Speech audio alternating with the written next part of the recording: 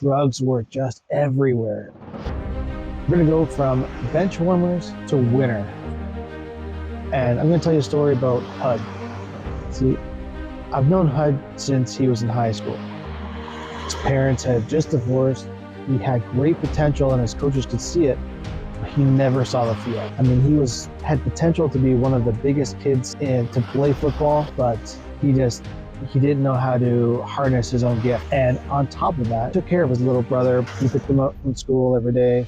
He also made all the foods because parents were traveling and stuff like that. So he had all these other responsibilities that were weighing on him for a teenager. One great thing that he had going for him though is that he had this drive.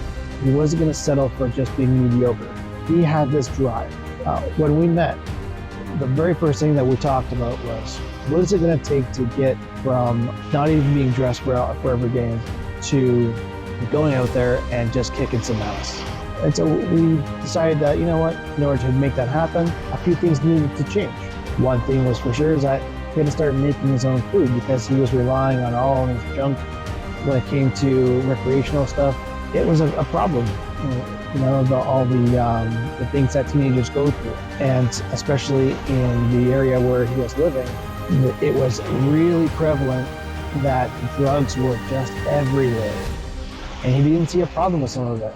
In fact, he came to me one day, high as a kite, and I said, well, what do you expect that we can accomplish today when you come in like this? He's like, I don't know, I just figured that you would accept it. Well, here's the thing. I said, it doesn't matter if it is weed, if it is alcohol, if it's candy, whatever it is. Why are you doing it? Your intention behind it is huge. Because when your intention is to just escape, then what are you trying to escape? And after that talk, he went from being hardly noticed and coaches didn't care, building a reputation of getting shit done. He not only started to change his life for the better with his brother, they connected on a deeper level. He took care of him, he took care of himself. And in the process of taking care of himself, he managed to get things done on the field as well. He became one of the biggest, baddest mothers on the field.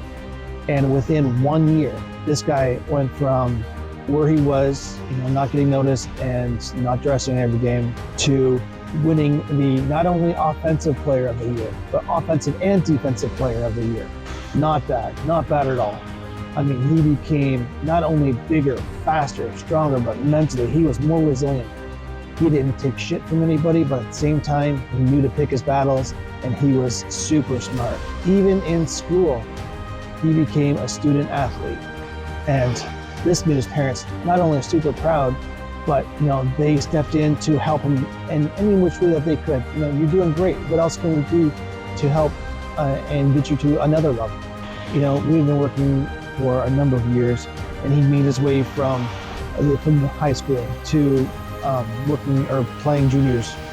And when he started playing junior football, boy, his eyes lit right up.